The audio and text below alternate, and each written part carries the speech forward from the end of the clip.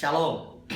Kiranya sukacita dan damai sejahtera melimpah-limpah di hati kita, sehingga kita boleh mengalami kemenangan, kekuatan untuk mengatasi badai, mengatasi persoalan yang terjadi dalam hidup kita hari-hari ini.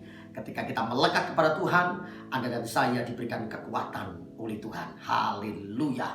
Saudaraku, pada kesempatan hari ini saya ingin menyampaikan satu pesan Tuhan, khususnya bagi keluarga Telios, dan mungkin juga bagi semua anak-anak Tuhan di Indonesia atau dimanapun mereka berada, dalam pergumulan menghadapi sebuah perubahan zaman hari-hari ini.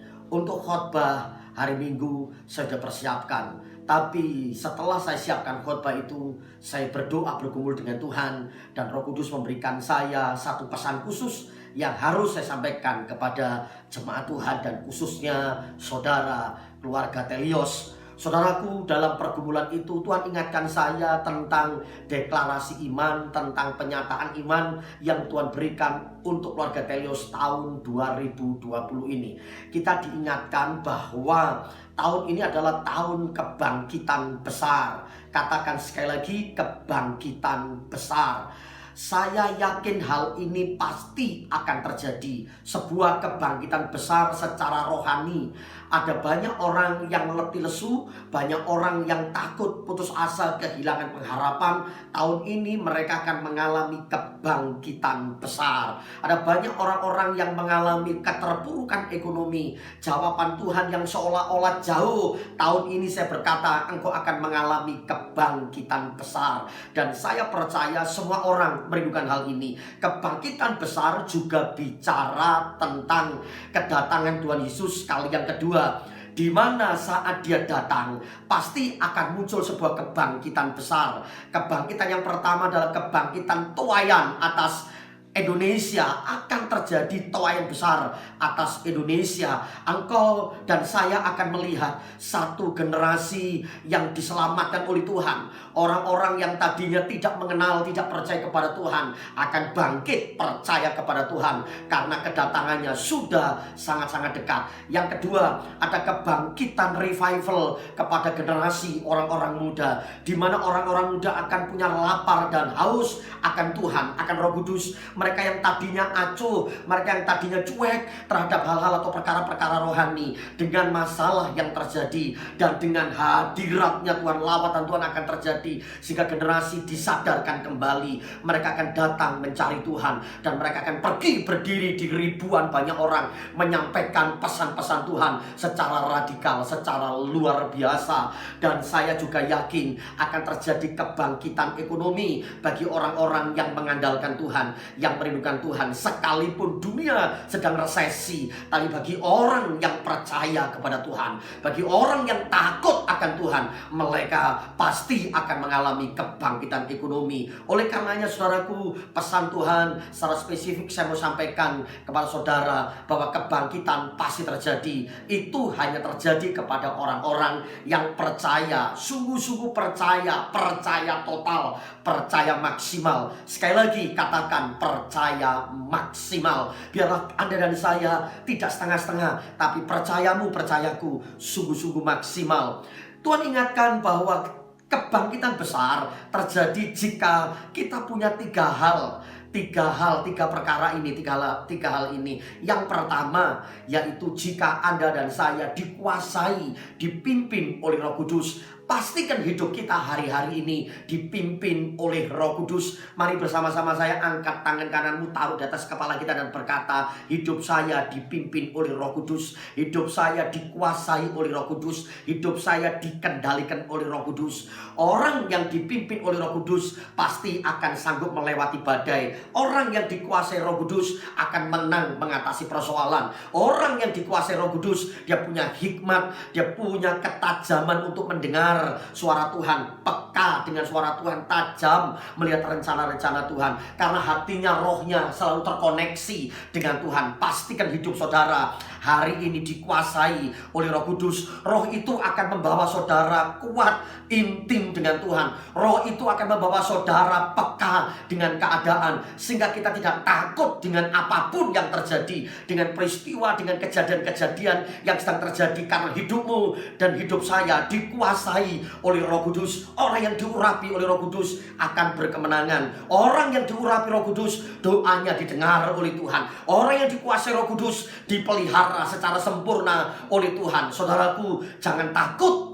Jangan takut, melekatlah kepada Tuhan. Intimlah dengan Roh Kudus. Pastikan hidup kita dikuasai Roh Kudus, bukan daging lagi. Saya berdoa hidupmu tidak dikuasai oleh kedaginganmu. Ketika kedagingan kita lebih kuat daripada roh kita, engkau akan tumpul, engkau tidak tajam, engkau gak bisa mendengar suaranya, engkau gak mengerti tanda-tanda zaman yang semakin nyata. Engkau menjadi tumpul dalam segala hal. Tapi ketika engkau bergaul dengan roh, hidup dipimpin roh, engkau akan peka, engkau akan mengerti apa yang Tuhan mau dalam hidupmu. Bahkan engkau diberikan ketajaman melihat masa depan, apa yang akan terjadi. Engkau diberikan kepekaan. Dan hanya orang-orang yang dikuasai Roh Kudus yang akan mengalami kebangkitan besar. Itu yang pertama, saudaraku. Yang kedua, saudara saya, bagaimana kebangkitan besar terjadi? Kebangkitan besar terjadi jika Anda dan saya punya langkah iman, berani melangkah dengan iman.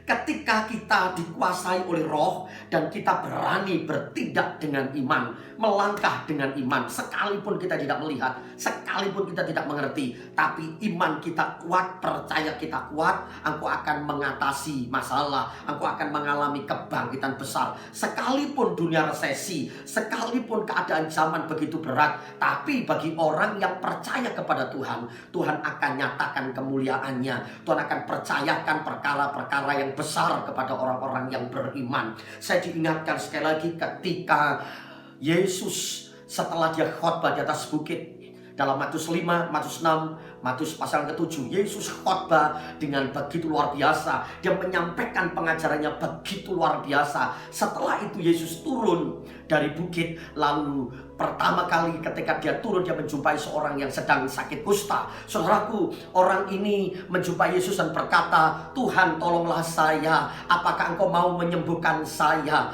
Yesus melihat seorang yang punya sakit kusta, lalu kemudian hatinya tergerak oleh belas kasihan. Si kusta ini punya iman. Kusta, satu penyakit yang zaman itu penyakit menular, yang zaman itu penyakitnya belum ditemukan obatnya, yang orang bilang itu dia kena kutuk, dia punya masalah besar, dia punya masalah yang hebat. Nah, saudaraku, hampir sama dengan virus corona, COVID-19, di mana katanya virus ini belum ada obatnya, katanya, dan terlalu katanya membuat orang takut, membuat orang cemas, khawatir. Nah, saya berdoa terjadi mujizat bagi orang yang percaya kepada Tuhan. Hamba Tuhan, seorang pun, Anda pun ketika percaya, bukan hanya bicara penginjil, bukan hanya bicara hamba Tuhan. Kalau saudara sungguh-sungguh percaya, engkau orang muda tapi engkau percaya, engkau masih anak-anak tapi engkau langkah iman, engkau jumpai mereka, engkau topangkan tangan, dan kuat hidup dikuasai roh, dan imanmu kuat, engkau berdoa buat mereka, terjadi mujizat. Saya berdoa di tengah zaman yang penuh dengan kesusahan, di tengah zaman yang penuh dengan penderitaan, ini masih ada orang-orang yang Tuhan pakai untuk menopangkan tangan, untuk melepaskan perkataan iman, sehingga orang itu sanggup disembuhkan. Jika ini terjadi, saya bisa bayangkan bagaimana Indonesia dipenuhi kemuliaan Tuhan, bagaimana jiwa-jiwa akan mencari Yesus, bertobat dan percaya kepada Yesus. Oleh karenanya saya berdoa, mari kita hamba-hamba Tuhan, mari engkau orang-orang yang percaya kepada Tuhan, karena tanda-tanda ini akan menyertai orang-orang yang percaya. Mereka akan menyembuhkan yang sakit, mereka akan melepaskan kuasa kegelapan, mengikat kuasa kegelapan, mereka akan melepaskan berkat bagi orang-orang yang memerlukan. Oleh karenanya saya berdoa, kiranya Anda dan saya punya iman yang kuat, punya iman yang istimewa. Engkau berani melangkah iman. Berani melangkah iman artinya sekalipun kita tidak melihat, tapi kita tetap percaya. Sekalipun kita tidak ngerti, tapi kita tetap percaya dan kita berani melangkah dengan iman. Kita tidak tahu kalau di depan kita ada persoalan besar. Kita tidak tahu, tapi kita yakin di dalam masalah besar itu pasti Tuhan punya rencana yang besar. Maka saya yakin kejadian yang terjadi hari-hari ini semua tidak kebetulan. Tuhan sedang membangkitkan iman orang-orang yang mengasihinya. Maka sekali lagi yang kedua, taruhkan tangan kananmu di dada dan bersama-sama saya katakan, saya mau melangkah dengan iman. Saya mau melangkah dengan iman. Banyak orang-orang disebut orang percaya, tapi dia tidak pernah melangkah dengan iman. Tapi hatinya, pikirannya dikuasai oleh ketakutan. Haleluya. Itu yang kedua. Dan yang terakhir, yang ketiga, pesan Tuhan yang Tuhan ingatkan kepada saya tentang kebangkitan besar adalah perkatakan perkataan profetik. Perkatakan perkataan firman Tuhan. Saya yakin orang yang dipenuhi Roh Kudus melangkah dengan iman, mulutnya dikuasai oleh firman. Ketika Anda dan saya bergaul dengan firman, hati kita dipenuhi oleh firman Tuhan, maka yang keluar dari mulut kita adalah perkataan firman. Bukan perkataan mengeluh, bukan perkataan menyalahkan, bukan perkataan menghakimi, bukan perkataan negatif, tapi perkataan-perkataan firman, perkataan yang memberkati, perkataan yang menguatkan, perkataan yang menyemangati, perkataan yang memotivasi. Maka gunakan mulut kita yang penuh dengan kuasa, yang diurapi oleh Tuhan untuk berkata-kata berkat, blessing bagi Indonesia, blessing bagi kotamu. Dimanapun engkau ditempatkan di kotamu, engkau perkatakan perkataan firman, perkataan Tuhan terhadap kota. Kita mengangkat tangan dan berkata, aku berkati kota ini, aku berkati bangsa ini, aku berkati Presiden Jokowi, aku berkati pemerintahan tahun ini supaya mereka mengatasi badai ini. Dan aku berkata, aku deklarasikan dengan iman, aku perkatakan dengan iman sekarang ini bahwa virus Corona COVID-19 pasti akan selesai. Pasti akan selesai, pasti akan tuntas. Karena Tuhan turun dan Tuhan akan nyatakan kemuliaan bagi bangsa ini. Ada banyak hamba Tuhan yang berkata, Indonesia adalah bangsa yang diberkati. Indonesia akan terjadi kebangkitan ekonomi, menjadi negara yang maju, negara yang kuat. Saya percaya akan ada tuaian yang besar atas Indonesia. Mari sama-sama para hamba Tuhan, gereja Tuhan. Bahkan saya juga bukan hanya bicara tentang hamba Tuhan, tetapi orang-orang yang percaya. Hari ini siapapun engkau, kalau engkau sungguh-sungguh percaya dan engkau berkata dengan imanmu, sekalipun engkau masih anak-anak, sekalipun engkau masih remaja, engkau pemuda yang baru saja mengenal Yesus, tapi engkau percaya kepada Tuhan, perkataan firman Tuhan taruh dalam mulutmu, engkau berkata, Indonesia diberkati, kotaku diberkati, ada blessing yang kuat, yang besar atas kotaku, atas bangsaku. Maka saya percaya akan terjadi kebangkitan yang besar. Ini waktunya Anda dan saya mengalami kebangkitan besar. Dan satu saat ketika Yesus datang kali yang kedua dan waktunya sudah sangat-sangat singkat, sudah di depan mata kita, dia sudah ada di ambang pintu untuk menjemput mempelainya. Saudara dan saya, dengan baik-baik akan terjadi kebangkitan besar. Yang pertama yang bangkit adalah orang yang telah mati di dalam Yesus. Dia bangkit lebih dulu sebelum kita. Lalu yang kedua, kebangkitan orang-orang percaya dalam waktu yang sekejap. Anda dan saya akan diangkat oleh Tuhan dengan istilah rapture. Anda diangkat oleh Tuhan dalam kemuliaannya. Tubuh kita diganti, pakaian semuanya diganti, diubah dalam waktu yang sekejap. Percepatan terjadi. Oleh karenanya, saudaraku, ini waktunya Anda, khususnya keluarga Telios, saya mau katakan, dengar baik-baik. Kalau hamba Tuhan Pak Gembala menyampaikan ini, saya berdoa Anda sekarang waktunya tidak main-main. Saudara, waktunya serius dengan Tuhan, maksimal dengan Tuhan. Anda tidak boleh egois lagi. Engkau nggak boleh acuh tak acuh dengan ibadah. Engkau nggak boleh pelit lagi. Engkau nggak boleh hitung-hitungan lagi. Tapi engkau serius dengan Tuhan.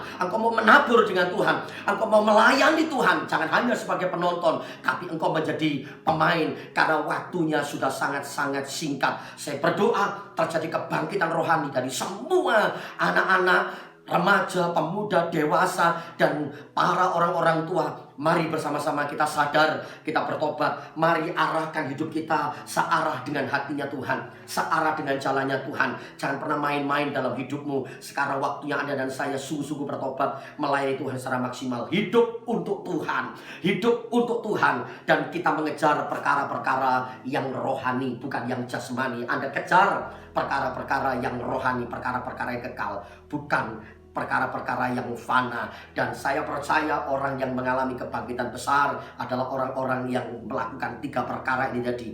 Dikuasai Roh Kudus, berani melangkah iman, memperkatakan perkataan firman.